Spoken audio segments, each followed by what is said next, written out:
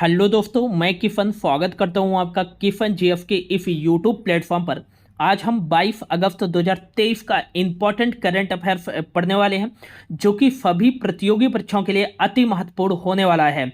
और साथ ही इस क्लास के लास्ट में हम एक स्टैटिक जीके का topic international airports in India वाले टॉपिक को भी कवर करने वाले हैं। तो लास्ट तक बने रहिएगा। यदि आप नए हैं तो प्लीज़ चैनल को सब्सक्राइब कर लीजिएगा, वीडियो को लाइक कर दीजिएगा और ज़्यादा से ज़्यादा लोगों तक शेयर करके ज़रूर सपोर्ट कीजिएगा। तो चलिए स्टार्ट एक करते हैं। आज का जो हमारा पहला और मोस्ट इम्पॉर्टेंट क्वेश्चन है, हाल ही में किस देश ने इंग्लैंड को हराकर महिला फीफा विश्व कप 2023 का अपना पहला खिताब जीता है? तो राइट आंसर हो जाएगा स्पेन देश की टीम ने जो है इंग्लैंड को 1-0 से हराकर पहली बार जो है महिला फीफा विश्व कप 2023 का खिताब जीता है। ये है स्पेन की जो है फुटबॉल टीम और इन्होंने पहली बार महिला फीफा विश्व कप 2023 का खिताब जीता है। और इसमें विजेता बनी स्पेन देश की टीम, उप विजेता बनी इंग्लैंड की टीम और थर्ड पोजीशन पर रही स्वीडन देश की टीम और फोर्थ पोजीशन पर रही ऑस्ट्रेलिया देश की टीम। नेक्स्ट आपको याद रखना है, महिला फीफा विश्व कप 2023 का आयोजन कहाँ किया गया? तो ये दो देशों में, ऑस्ट्रेलिया एवं न्यूजीलैंड, ये दोनों देशों में जो है महिला फीफा विश्व कप 2023 का आयोजन किया गया। और कौन सा संस्करण आयोजित किया गया? तो 9वां संस्करण आयोजित किया गया। ये आपको याद रखना है। और इंपॉर्टेंट चीज़ें आपको क्या क्या याद रखनी है? तो सबसे पहला तो आपको याद रखना है कि महिला फीफा विश्व कप 2023 का आयोजन ऑस्ट्रेलिया और न्यूजीलैंड में किया गया। कब से कब तक इसका आयोजन किया गया? तो 20 जुलाई से लेकर 20 अगस्त 2023 तक इसका आयोजन किया गया। कौन सा संस्करण आयोजित किया गया 2023 में? तो 9वां संस्करण। और महिला फीफा विश्व कप का पहला संस्करण कहाँ आयोजित किया गया था? तो ये चीन में आयोजित किया गया था। और कब आयोजित किया गया था? 1991 में। और इसमें विजेता टीम कौन सी बनी थी? तो अमेरिका विजेता टीम बनी थी नॉर्वे को हराकर। और जो स्पेन की विजेता टीम बनी है 2023 में, उसके कैप्टन कौन है? ओल्गा कारमोना है। और इन्होंने फाइनल में एक गोल दागा था और फाइनल का आयोजन सिडनी में किया गया था। ठीक है ना। नेक्स्ट आपको याद रखना है कि महिला फीफा विश्व कप 2023 में टॉप स्कोरर प्लेयर मतलब गोल्डन बूट का अवार्ड किसको दिया गया है? तो ये हिनाता मियाजावा को दिया गया है, जापान से बिलोंग करती हैं। और इन्होंने कुल कितने गोल दागे थे? तो 5 गोल जो है दागे थे। नेक्स्ट आपको याद रखना है, बेस्ट प्लेयर टूर्नामेंट के जो है बेस्ट खिलाड़ी को यह अवार्ड दिया जाता है, गोल्डन बॉल का अवार्ड। और ये बेस्ट प्लेयर के लिए को दिया जाता है। और यह किसको दिया गया है? एंटेना बोनमार्टी को दिया गया है। ये कहाँ से बिलोंग करती है? स्पेन से। ठीक है ना। अगला आपको याद रखना है, बेस्ट यंग प्लेयर का अवार्ड किसको दिया गया है? तो फल्मा पार्लुएलो को दिया गया है। ये भी आपको याद रखना है। और बेस्ट गोल कीपर मतलब गोल्डन ग्लोब का अवार्ड जो है किसको दिया गया है? तो मैरी ईयर एप्स को दिया गया है। ये स्पेन से ही बिलोंग करती हैं। और फेयर प्ले अवार्ड जो टूर्नामेंट की सर्वश्रेष्ठ डिसिप्लिन्ड टीम होती है, अनुशासन वाली टीम होती है, उसको दिया जाता है फेयर प्ले अवार्ड। और ये दिया गया है जापान देश की टीम को। ये आपको याद रखना है। इतनी सारी चीज़ें आपको जो है वुमेन्स फीफा वर्ल्ड कप 2023 से याद रखना है। और 2022 में कुछ समय पहले जो है मेंस फीफा वर्ल्ड कप 2022 का आयोजन किया गया था। और कहाँ किया गया था? तो इसका आयोजन कतर में किया गया था। कहाँ किया गया था दोस्तों? कतर में किया गया था। और ये किस नंबर का आयोजित किया गया था? तो 22वें नंबर का आयोजित किया गया था, नवंबर दिसंबर 2022 में। तो यहाँ से भी आपके एग्जाम में क्वेश्चन पूछे जा सकते हैं। ठीक है ना। तो यहाँ से आपको क्या याद रखना है कि मेंस फीफा वर्ल्ड कप 2022 में जो है गोल्डन बॉल जो किसको दिया जाता है? Best player of the tournament खिलाड़ी को दिया जाता है। यह किसको दिया गया था? लियोनेल मेसी अर्जेंटीना के खिलाड़ी हैं, 7 गोल इन्होंने किया था और इन्हें best player golden ball award से सम्मानित किया गया था। और सिल्वर बॉल मतलब जो टूर्नामेंट का दूसरा सबसे बेस्ट प्लेयर होता है उसे दिया जाता है सिल्वर बॉल। ठीक है ना। और ये दिया गया था किलियन एम्बाप्पे को इन्होंने 8 गोल किया था। ये फ्रांस के जो है कैप्टन है। ठीक है ना। अगला ब्रॉन्ज बॉल जो टूर्नामेंट का थर्ड बेस्ट खिलाड़ी होता है उसको दिया जाता है, लुका मैड्रिक को दिया गया था, मोड्रिक को दिया गया था। ठीक है ना। अगला गोल्डन बूट इंपॉर्टेंट है। और ये टूर्नामेंट में जो सबसे ज़्यादा गोल करने वाला खिलाड़ी होता है उसको दिया जाता है गोल्डन बूट का अवार्ड, मोस्ट गोल करने वाले को दिया जाता है। और ये दिया गया है किलियन एम्बाप्पे को, इन्होंने 8 गोल किया था। ठीक है ना। और सिल्वर बूट जो टूर्नामेंट में दूसरा सबसे ज़्यादा गोल करता है उसको दिया जाता है लियोनेल मेसी को दिया गया है 7 गोल करने पर। और ब्रॉन्ज बूट का अवार्ड जो दिया गया है थर्ड हाईएस्ट गोल स्कोरर को, वो Olivier Giroud and Julian Alvarez को दिया गया है। इन्होंने 4 गोल किया था, ठीक ना। और एमिलियानो मार्टिनेज ने कौन सा अवार्ड जीता है, तो गोल्डन ग्लव का अवार्ड जीता है। और ये कहाँ पे है, अर्जेंटीना पे, एमिलियानो मार्टिनेज, ये पूछा जा सकता है, ठीक है ना। एंजो फर्नांडेज को दिया गया है फीफा यंग प्लेयर का अवार्ड, और ये कहाँ पे है, अर्जेंटीना पे है। और इंग्लैंड टीम को दिया गया है फीफा फेयर प्ले ट्रॉफी का अवार्ड दिया गया है, ये आपको याद रखना है, ठीक है ना।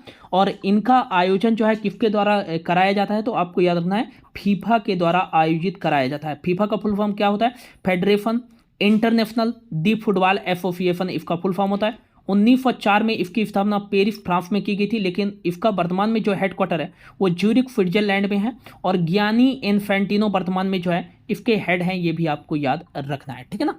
अगला क्वेश्चन है, हाल ही में किस राज्य सरकार ने उच्च न्यायालय में सरकार का प्रतिनिधित्व करने के लिए कानून अधिकारियों की बाध्यता को समाप्त कर दिया है, तो इसका जो राइट आंसर देगा, हाल ही में उत्तराखंड राज्य सरकार ने जो है उच्च न्यायालय में सरकार का प्रतिनिधित्व करने वाले सरकारी वकीलों की सेवा को समाप्त कर दिया है, ये आपको याद रखना है। क्यों किया गया है, क्योंकि इनकी तरफ से तर्क दिया गया है कि ये जो है उच्च न्यायालय में सरकार का पक्ष जो है अच्छे से नहीं ले पा रहे हैं, एक मजबूत तर्क जो है हाई कोर्ट में नहीं रख पाने के कारण जो है उत्तराखंड राज्य सरकार ने इन सरकारी वकीलों का सेवा समाप्त कर दिया है। अब दोबारा से जो है सरकारी वकीलों को नियुक्त किया जाएगा हाई कोर्ट में राज्य का पक्ष लेने के लिए और तर्क मजबूत करने के लिए। उत्तराखंड राज्य सरकार ने ऐसा किया है। तो उत्तराखंड का मैप देख लेते हैं, इंडिया के मैप में कहाँ पास स्थित है उत्तराखंड, तो ये है उत्तराखंड का मैप। इसकी उत्तरी सीमा तिब्बत से लगती है, इसकी नॉर्थ वेस्ट वाली सीमा हिमाचल प्रदेश के साथ, इसकी वेस्ट वाली सीमा हरियाणा के साथ, और इसकी जो साउथ वाली सीमा लगती है नई दिल्ली और उत्तर प्रदेश के साथ, और इसकी जो पश्चिमी सीमा पूर्वी सीमा लगती है वो नेपाल के साथ लगती है उत्तराखंड के, ठीक है ना। नेक्स्ट आपको याद रखना है उत्तराखंड का DLR नंबर क्या है, तो 130503, मतलब डी फॉर डिस्ट्रिक्ट है। उत्तराखंड में जो जिलों की संख्या 13 है, लोकसभा की सीटों की संख्या 5 है, और राज्यसभा की सीटों की संख्या 3 है। और यहाँ का जो विधानमंडल है वो एक सदनीय है, मतलब केवल यहाँ विधानसभा की सीटें हैं, विधान परिषद की सीटें नहीं है। और यहाँ लेजिस्लेटिव असेंबली की सीटें, विधानसभा की कितनी सीटें हैं, 70 सीटें हैं, ठीक है ना। उत्तराखंड की 2 राजधानियाँ हैं, एक तो है गैरसैंण। गैरसैंण जो है ये उत्तराखंड की ग्रीष्मकालीन राजधानी है, ये आपको याद रखना है, हाल ही में जो है इसे बनाया गया था।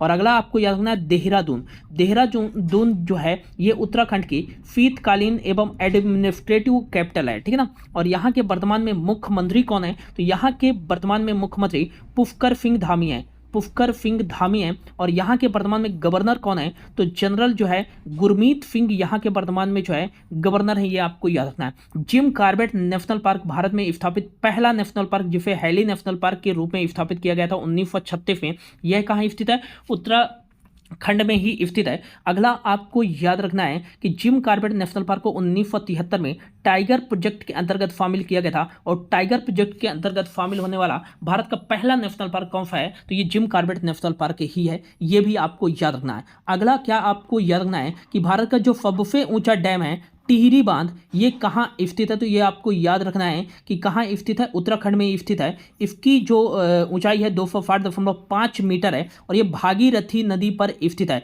भागीरथी नदी, जब गंगा नदी का उद्गम गंगोत्री ग्लेशियर से होता है तब इसको भागीरथी के नाम से जाना जाता है। काफी बार क्वेश्चन में पूछा गया कि जब गंगा नदी का उद्गम होता है उसे किस नाम से जाना जाता है, तो भागीरथी के नाम से। जब देवप्रयाग में भागीरथी और अलकनंदा नदी मिलती हैं तो इनके संयुक्त धारा को जो है गंगा नदी के नाम से जाना जाता है, ये भी आपको याद रखना है। और आपको करंट अफेयर्स की दृष्टि से याद रखना है कि हाल ही में बटर फेस्टिवल का आयोजन जो है कहाँ किया गया है, तो ये उत्तराखंड में ही किया गया है। और फूलदेई फेस्टिवल का आयोजन कहाँ किया जाता है, तो फूलदेई फेस्टिवल का आयोजन जो है उत्तराखंड में ही किया जाता है। हाल ही में उत्तराखंड राज्य सरकार ने यह कहा है कि यदि कोई प्रतियोगी परीक्षाओं में नकल कराएगा और नकल कराते हुए दोषी पकड़ा गया तो उसे उम्र कैद की सजा और 10 करोड़ रुपए का जुर्माना जो है भरना पड़ेगा, और उम्र कैद की सजा जो है उसे प्रदान की जाएगी। नेक्स्ट आपको याद रखना है कि हाल ही में उत्तराखंड में स्थित है तुंगनाथ का मंदिर। तुंगनाथ के मंदिर को जो है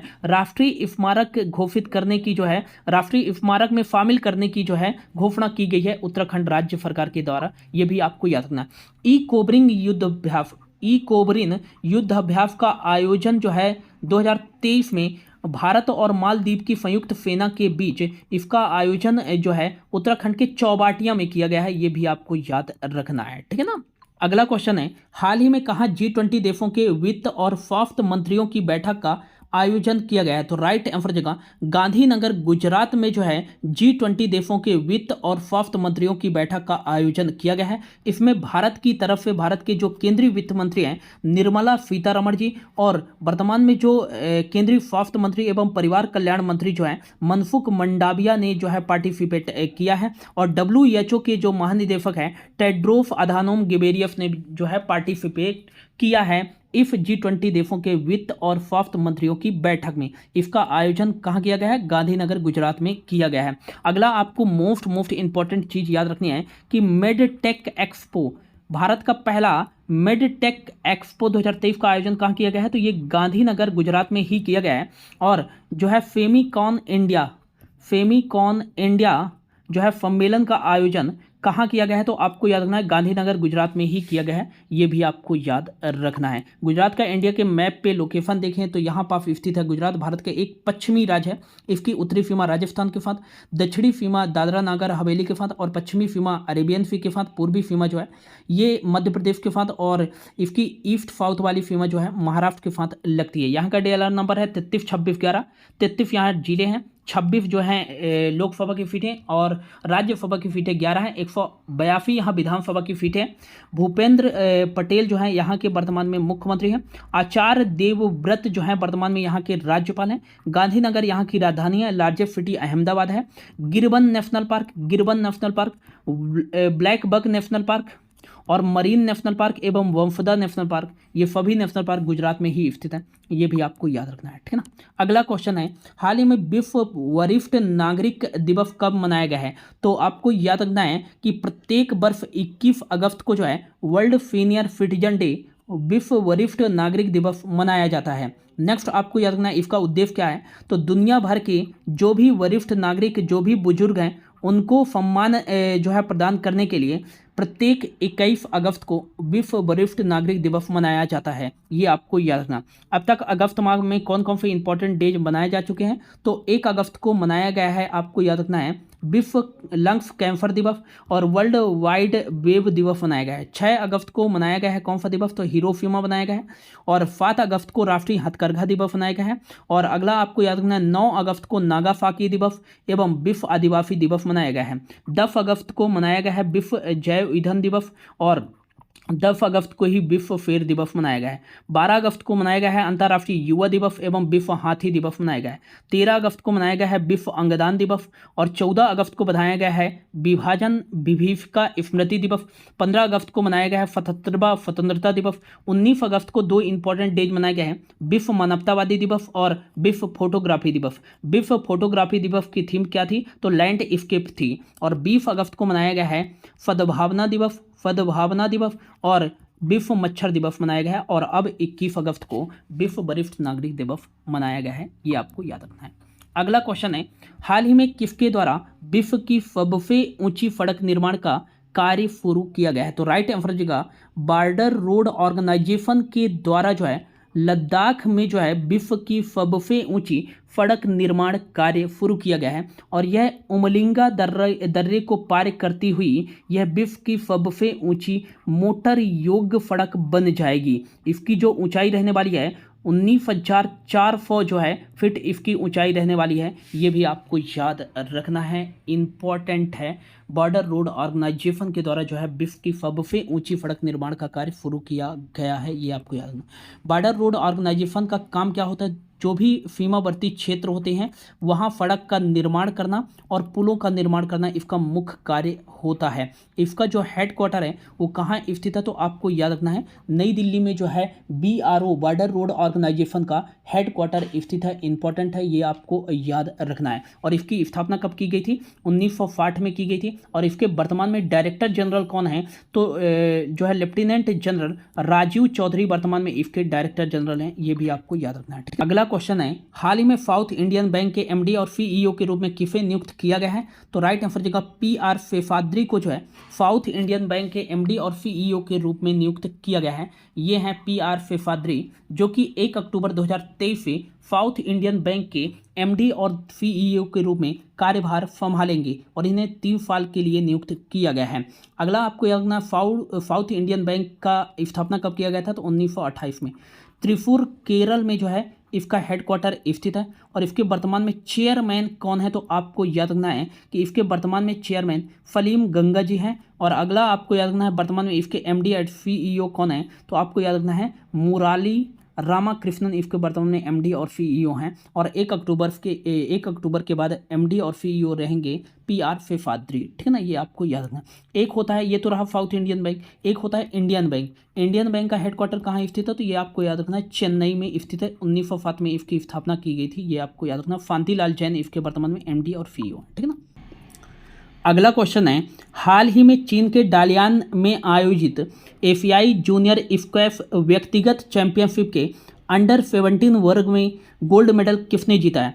तो राइट आंसर का एना क्वांग, जो हांगकांग की स्क्वैश खिलाड़ी हैं, इनको हराकर भारत की अनाहत सिंह ने जो है इन्होंने एशियाई जूनियर स्क्वैश व्यक्तिगत चैंपियनशिप के अंडर 17 वर्ग में गोल्ड मेडल जीता है। नेक्स्ट आपको याद रखना है, ये हैं अनाहत सिंह। इन्होंने जो है बर्मिंघम जो कॉमनवेल्थ गेम का आयोजन किया गया था 2022 में, उसमें शामिल होने वाली सबसे कम उम्र की खिलाड़ी भी बनी थी अनाहत सिंह, ये आपको याद रखना है।